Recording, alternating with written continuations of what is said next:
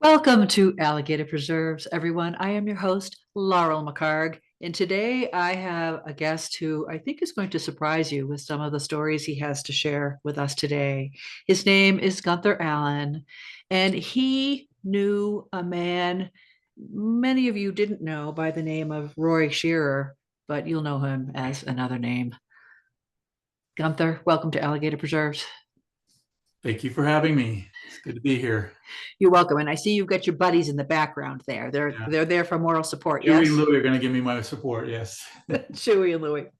Well, Gunther, I want to tell our listeners a little bit about you, okay? When I found out that you taught aerobics in the 80s, I got very excited to interview you because, of course, I did too. When I was in the Army, my husband would make mixtapes and I would bring my boombox and I would lead my soldiers back when I was in the Army in aerobics and I would kill them. And it was wonderful. But anyway, you've done that. You have painted the world arena for the 1984 Olympic Games. You were a big deal on TV in Australia for demonstrating the brand new Nautilus equipment 20-minute workout. You've toured with the Long Beach University Chorus. Your team took first place in a water polo big tournament. You wrestled steer. You were a photographer.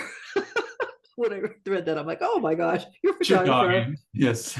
Yeah, a graphic artist, a singer, a dancer, a musician, and a compassionate supporter of the LGBTQ plus community. Have I left anything out? Yeah, that's pretty much it. Now I'm trying to be a writer, debut writer. So this is my third book that's published, but my first memoir. So You are a writer. I'll just say that right off the top, but I forgot to mention something. According to the legendary late great Rock Hudson, you're pretty cute. I forgot to mention that. thank you. I was, I guess, his type at the time. He was always known for liking blonde-haired boys. Well, my hair is a little more gray than blonde these days, but yes, back then I was modeling hair. I had such long blonde locks it went down to my shoulders. Yeah, most men today are, yeah, my husband does that too. He pretends he's Fabio when his hair gets a little scruffy around the edges. So Exactly. we're going to talk today about your life and also about your book, Pushed Out of the Closet Without a Parachute. Okay. Okay. And tell our listeners how you first met Rock Hudson at the Silver Fox in Long Beach. Well, at that point, I had finished my career as a painter, painting the Long Beach sports arena. Almost had a near-death experience falling off a ladder, but managed to say, this is not for me. Walked next door to the Hyatt Regency where I started working as a banquet waiter. Mind you, I just had graduated from college the year before with my degree in music. Not knowing what to do with it, I was taking odd jobs to get by and pay my rent. And when I started working there, we had this big function at the Hyatt Regency that went very long. And one of my coworkers, Phil, said that we needed to go get an Alabama Slammer. He was from the South. And, I'm here like, I have no idea what an Alabama Slammer is, Phil. He says, well, I'm going to show you. So he brought me to the Silver Fox, which was on a Tuesday night. And this is like February, and it was leap year, so we had an extra day that year, so it was the extra day of the month. And we show up at the bar, and there was like three or four people in there, and he starts walking in the bars, checking out who was there, and he comes back to me and he says, that is Rock Hudson over there. And I said, Phil, you've been working too hard. I think it's gotten to you. I said, what the hell would he be doing in a bar here on Tuesday night? I said, he just looks like him. And he says, no, I was a waiter at the Disneyland private club there, and I was his waiter, and I met him then, and I'm going to introduce you to him. And I was like, oh my God, he's crazy. Lo and behold, I heard this voice call me, and deep voice. I said, oh my God, that sounds like Rock Hudson. Went over there and introduced myself. He was curious of what I was doing in Long Beach, and I told him I just had graduated. I had just produced a musical my last year, was one of my senior projects, and co-produced it. And we had toured the Los Angeles area commemorating the baby boomers. Basically, they had to close down high schools because they all graduated out of these schools, and they didn't have all the kids that they needed to fill them. So he wanted me to give him a sample of one of my songs, which I gave him the chorus of, and I sang it a cappella to him right there, which I sing in the book if you get the audio version. And he just said, well, do you do any kind of troubadour, style music? Do you come to people's homes? Or I said, well, I do weddings and stuff. And I've done, I sang at people's parties all the time. So he said, well, why don't you come this weekend? I'm having a party. I'd like you to play. I'm here like, okay. Did Rock Hudson, the Rock Hudson, just asked me to come to his party? You're not going to say no. I said, yes, yeah, of course. No, sorry, I have to work. And Phil was like, oh my God, he's more excited than I am. I'm sort of like, maybe in shock or something. I don't know, but, I'm already thinking what songs am I going to think, sing for him, and, how I'm going to, do this. And I'll quickly go into this, the first party happened is I went there and I knocked on the door, and this young man said, well, come over here. And he goes, what's that you're carrying? I said, it's my guitar. I'm coming here to sing. And he goes, just put that in the bedroom right now. Come on in. About midnight, I'm here going to rock. I go, should I set up now? And he says, oh, it's just too loud. Wait. I'm here like, what is going on? So 2:00 in the morning, there's a group of people still there. I don't know who these people are. What I find out later is they're all the most famous actors. I didn't watch a lot of TV back then, but it was Dottie Goodman from Mary Hartman. She also played in Splash. She was one of the big names. Lot of amazing people there, right? And David Ogden Stiers, who played in MASH, was sitting there. I'm there playing, and I don't know who these faces are. And he stops me after the whale song, and he says to me, I'm so sorry. Seriously, I'm so sorry. And I said, I could never do what you just did. And I said, you're Rock Hudson. You go in front of people all the time and entertain. Oh, yeah, but that's on stage when you can't see people's faces. And or if you're in front of the cameras, it's not like you're sitting in front of these people, a foot away, singing to them. Like he said, it's just amazing. And I'm so sorry. I thought you were going to suck. And you're really good. And so I said, well, thank you. And he said, in fact, I'm going to have you come back, and I'm going to do you're going to do a concert. I'm going to have people there that I think will help your career. And so that's how we sort of met. So he completely underestimated you. First of all, he didn't think that you were going to show up.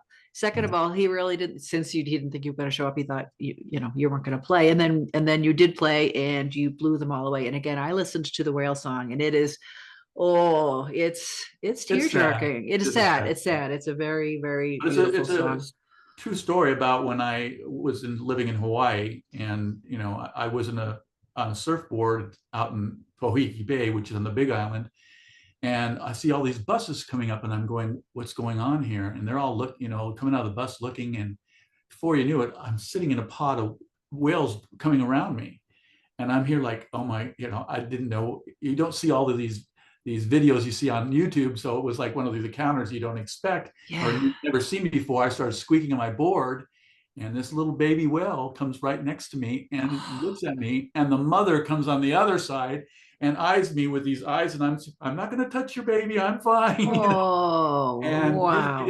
Just gives me this look that just sent shivers down my spine. I came back and wrote that song because it was like a message of hope for trying to save the whales from being killed by whalers. And and it's still an issue today, isn't it? It's still an issue, sadly. So again, there's another thing that you're involved in. But so you met him, you knew him as Roy Shearer, or he wanted you to know him as Roy Shearer, his real name. I guess he didn't really love the Rock Hudson name, but you invited him to your parents' home in Maui, and it was the Big Island. The Big Island. The Big Island. Okay. Right. And he showed up. He came for like a week. Well, it was Uh, the way that I told you the story quickly. If you want me, I can tell that basically Rona Barrett had gotten a hold of a party invitation of two guys that lived in Hermosa Beach. Yeah. And they were putting on a wedding party, which they basically hinted towards Rock Hudson marrying Jim Nabors. And she got a hold of that. And she, anyhow, basically one thing led to another. He could never see himself with Jim Nabors because they would right away put him together as a Yeah. gay couple. And he, back in Hollywood, you did not want any kind of that publicity at all. So they just both denied it. They never could be seen together. And I told him, well, he lives on Maui and he has two houses, one in Oahu and one on Maui, but nothing on the Big Island. And that's as big as all the islands put together. And he asked me all these questions about my parents, and I said they will love you. I bring people over to my house all the time, different people. So yeah, it's a little different when you're saying guess who's coming to dinner, and it's Rock Hudson. But my parents, I knew that they would know him because they like old movies. So of course, Doris Day and Pillow Talk and stuff was one of my mom's favorite movies of all times. So when they got there, he introduced himself right away as, please call me Roy Scherer because I already feel a connection to you. And literally he became family to my family. And he was very, very sweet, nice man. Being a smoker and my mom being a smoker, they were just two kindred spirits on the porch talking story, as they say in Hawaii. And they would do that for hours. And my dad, who was very stoic and his English was pretty bad, would take him on little excursions around the island, and he'd come back and tell me, your dad's so sweet. Man, he was just talking to me. I didn't understand a single word he said. I just said, yeah, yeah, yeah, yeah, yeah, yeah. Shook my head. It's amazing. But yes. So you've got a chapter in there called The Kiss. Do you want to tell our listeners a little bit about how that happened and what the result was? Assumes that this is a love story right away because they assume that, oh, you and Rock Hudson, or they try to put me and him together. Even in some interviews I did, they put us together. They just made up stories. But the honest to God truth is that I was telling him a story about I was breaking up with somebody I was seeing at the time, and he was living with Mark Christian. And after we had been drinking and stuff like this, we were in the car, and he just drove me home to the Portofino in Long Beach, where I was living at the time. And he's in the parking lot, and I was telling the story, and he grabbed me and he said, "You wouldn't know love if it was looking you right in the face." And he gives me a big kiss and he lets me go. I'm here like in shock. I kind of, the whole thing, Rock Hudson just kissed me, what the heck, but he goes to me and says, "Well, how'd that feel to you?" And I said, "No, you first." And he says, "It feels like I just kissed my brother or something." And I said, "Yeah, I feel like your family, not, boyfriend material, but you know what I mean." And he's like, he felt the same way. And from that moment on, we became just the best of friends. He told me there was only two people he trusted at that time to tell the truth. And one of them was his good friend from a long time ago, and I won't mention his name, but he said I was the other one. So he was always honest to me, told me things that never were revealed in other books and stuff. The whole thing about Mark Christian, how he truly felt about him, how he had blackmailed him, that didn't appear in anybody's books. But yeah, so again, in your book, you talk about this. You talk about the legal battle. You talk about the blackmail, and tell our listeners a little bit about that because, yeah, not a good guy. Well, as people wonder, what do you mean? How do you know this from Mark? I assume that the whole court case, because they had contacted me beforehand, my name came up, and they said, we noticed that you've been friends with Rock Hudson for the last 2 years. What do you know about him and Mark Christian? And I said, well, all I can give you is, hearsay information. I don't have firsthand. I've never seen them together, so I can't give you firsthand accounts. And so they kept me out of the first trial. And I say the first trial is because they tried to reopen it, because when the verdict came about, so explain to your Yeah, listeners. what the trial was. Yeah. Mark Christian was suing the Rock Hudson estate for $14 million.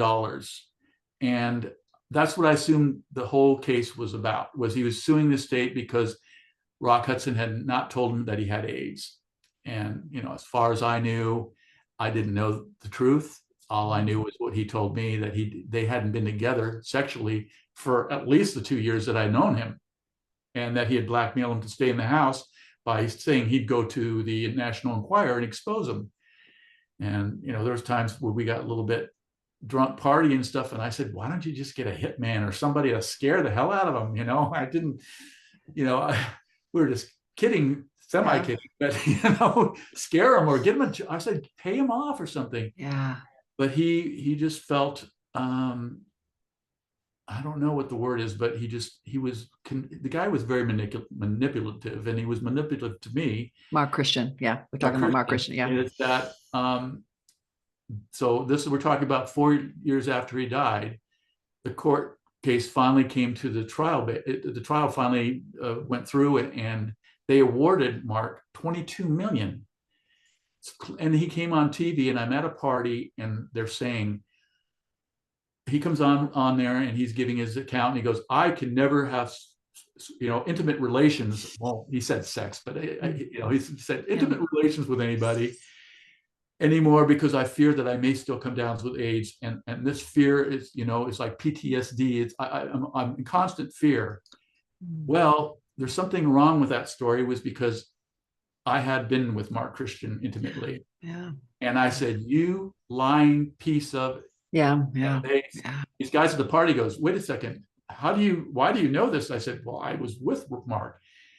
And so you're going to say, when? So I went to the memorial service for Rock in 1984, which was October. He had just passed away in early October. And I got a telegram from Elizabeth Taylor inviting me. And I sat next to Carol Burnett, and I was the only person there that was probably a nobody, I was somebody, but, I wasn't famous.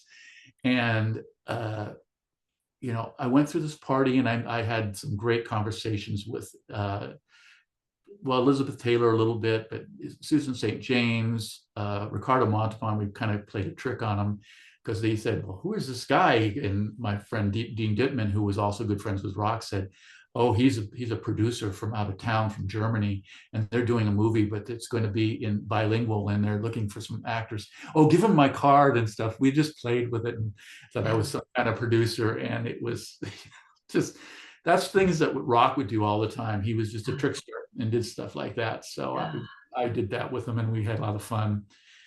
We were in Maxwell's in Huntington Beach one time, and it was Father's Day, and we took out Rock, me and my best friend Chris Biddle at the time, and somebody said, oh, this must be your boys. We just went with it. He goes, yes, these are my two boys, Chris and Gunther. And so in somebody's book they have a picture of us saying these are my two sons, but it was always like that with him.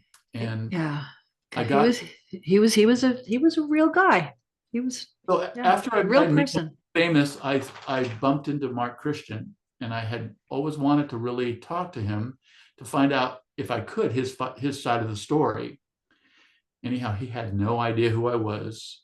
He started getting very interested in who I was, since I had all this timeline that he's supposed to be. He's telling the press, I was with Rock all the time, and here I am with him for a week in Hawaii at all these parties, almost 2 parties a month for the last 2 years. I'd always be, either he'd come down and see me, or I'd go up there and see him, and he didn't know who I was.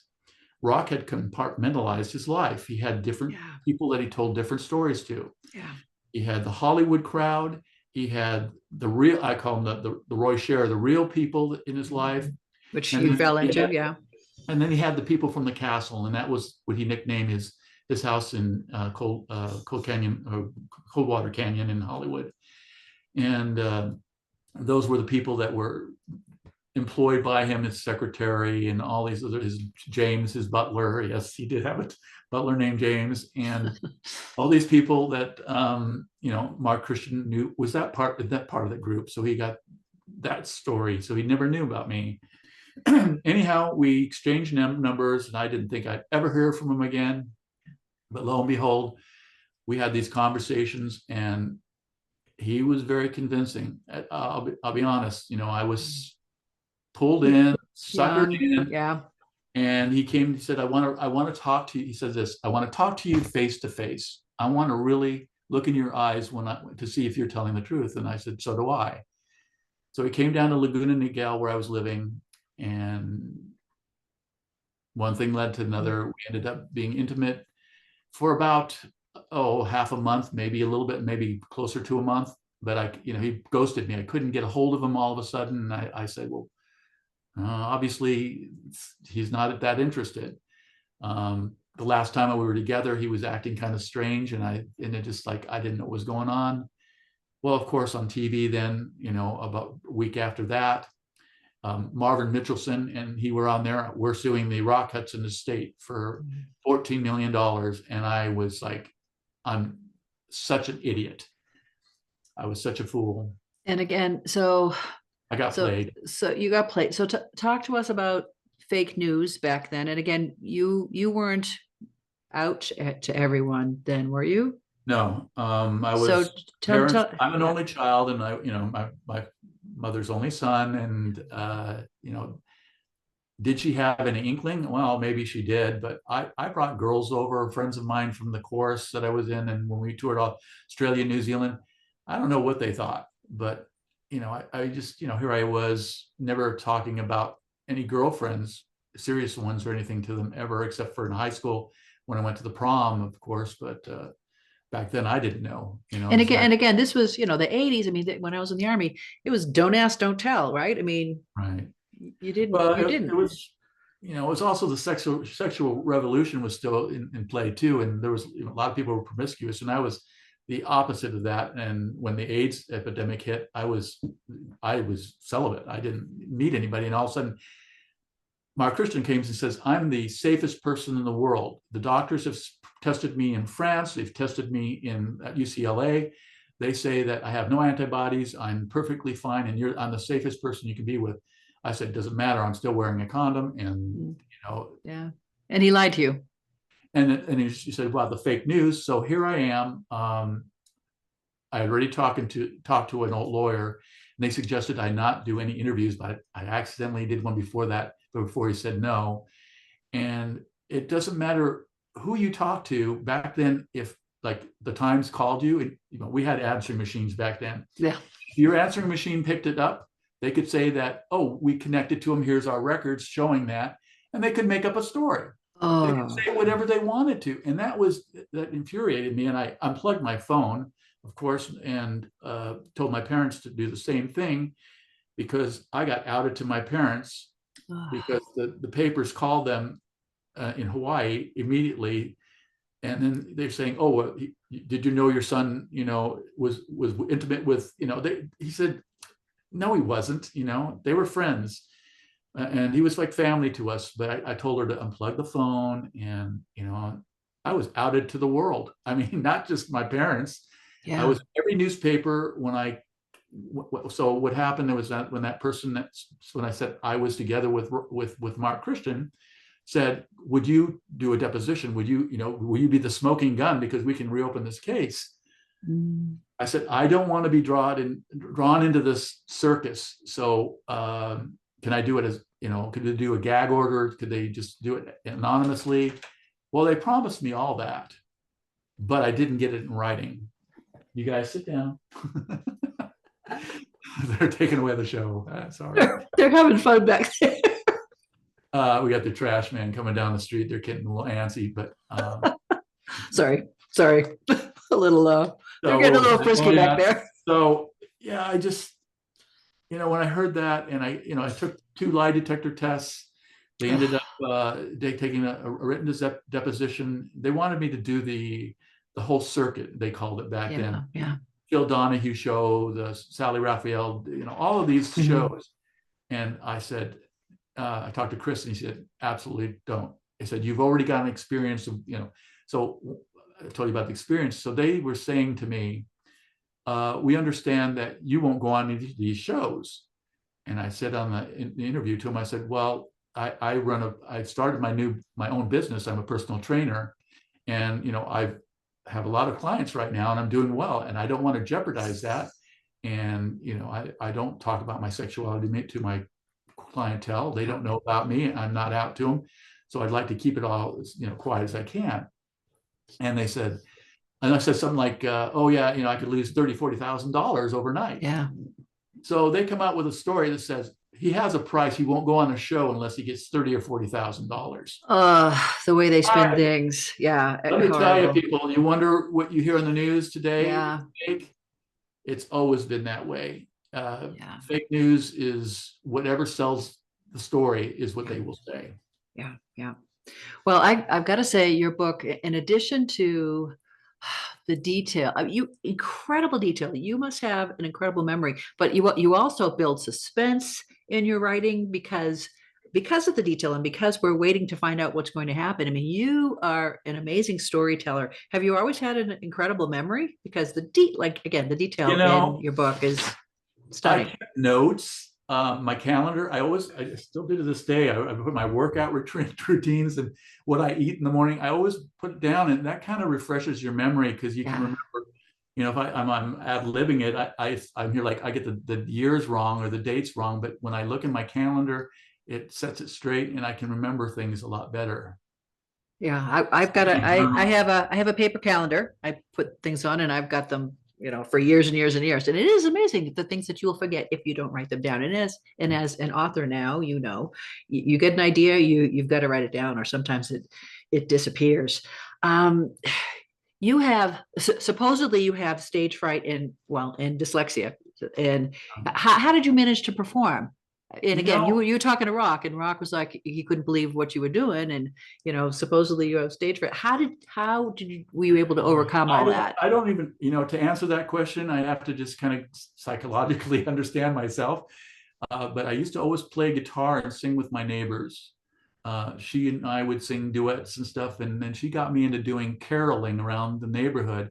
So it was sort of, once you do it a lot, practice in front of it. Then I sang in choruses and choirs, and I was in a jazz group and jazz ensemble called Voce at Long Beach State when we toured Australia, New Zealand, and I danced and sung, and I even did a solo, in front of people, and I just got used to it. Singing was like a distraction to me. I could focus on what I was singing. Yeah. And when you're talking in front of audience, it's not like you've got it scripted. You're like here to. I'm a lot less nervous because we talked before the show, and I really felt that we connected. And I feel like you're a friend already. But I try not to be scary. Yeah, you're not scary at all. But yeah, I would get stage fright so bad. I remember when I had a classical background and I had to sing in front of an audience singing, this classical stuff. I'd be sitting there and you'd look at my hands, by my side, and she says, just put them behind, just put them behind. And I'd be tugging on my pants and doing all this stuff. Oh, I was a nervous wreck. It took me years to get over that, singing in front of people. But talking, I just draw blanks. I go on and ramble. I don't know let's get back to your book. So Push Out of the Closet Without a Parachute. And by the way, I'm airborne. I've jumped out of an airplane actually with a parachute 5 times. And I've got stories to tell about that too. But why now? Tell us why you've published this now. Because again, this is an expose. In a way, it's an expose, but it's much more than that. Yeah, towards the end, a lot of people were coming out with books. What people don't know is what this guy Mark Christian was capable of.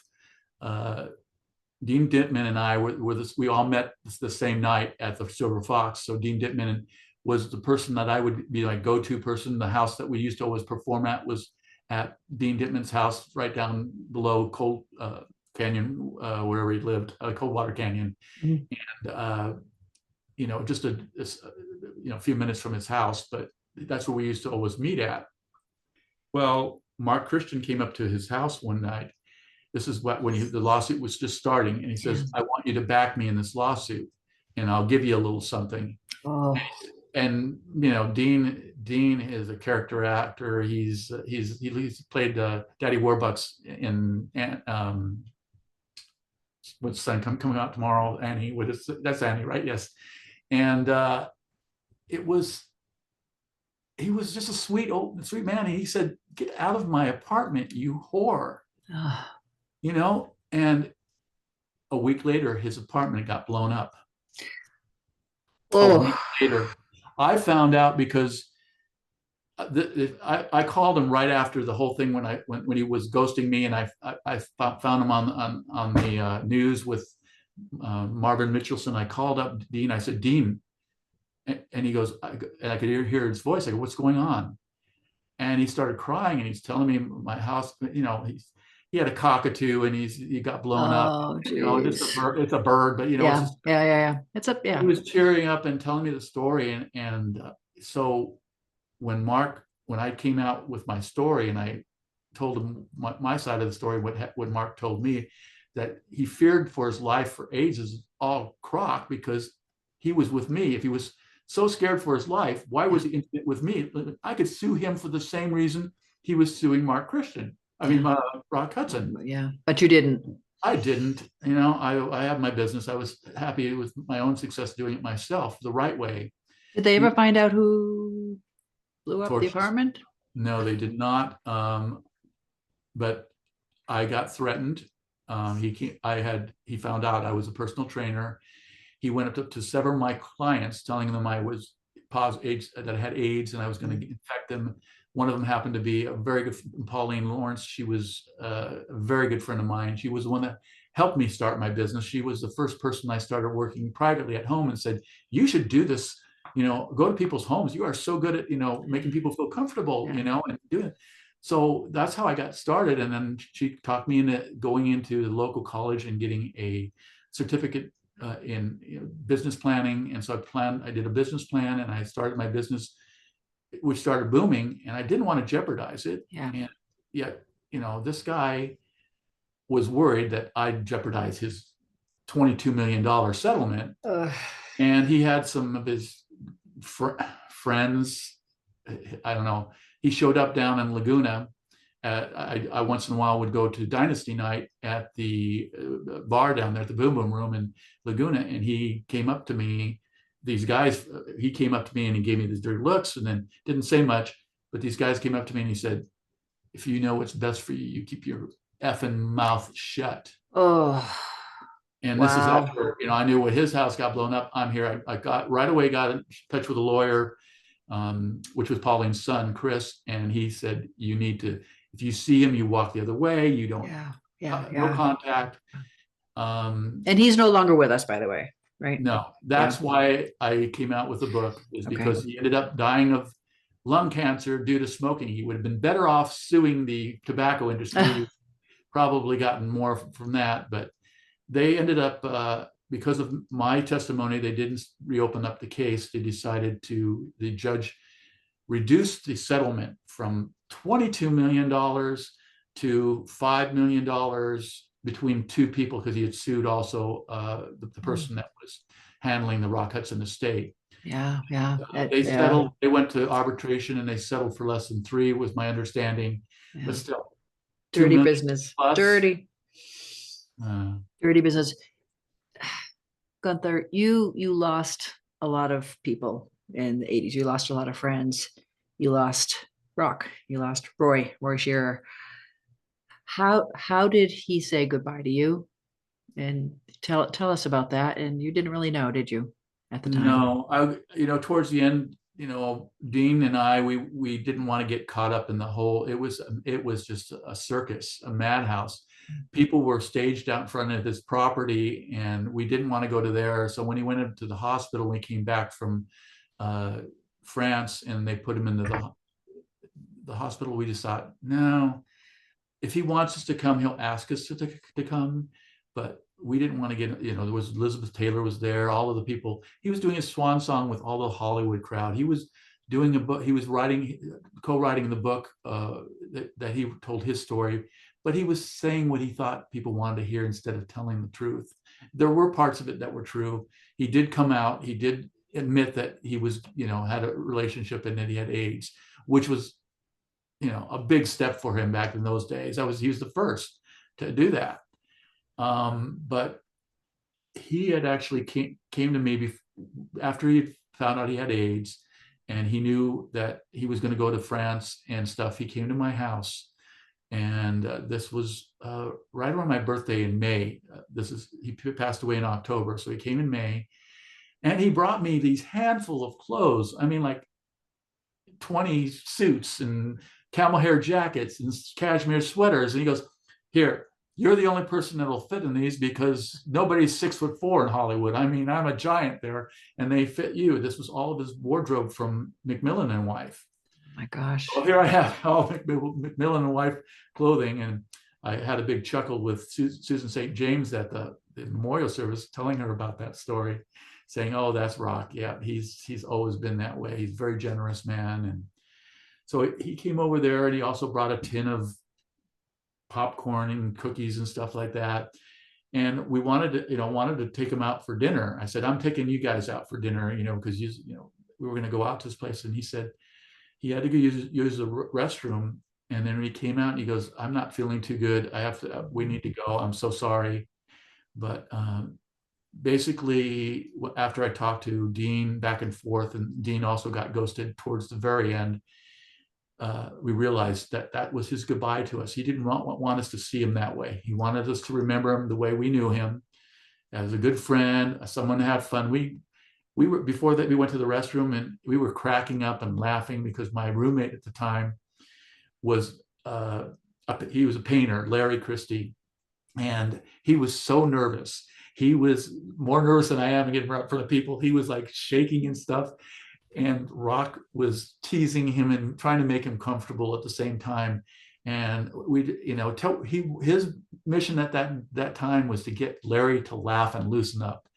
And so we ended up, I went up for the stairs, something, I came down and I go, "Oh, Rock, what am I going to do? What am I going to do?" And we started doing Scarlett O'Hara and Rhett from, Yeah.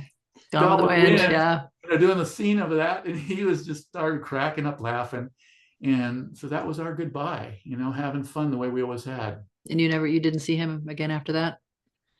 No, just went to the memorial service, but yeah, if he were here right now, what would you say to him?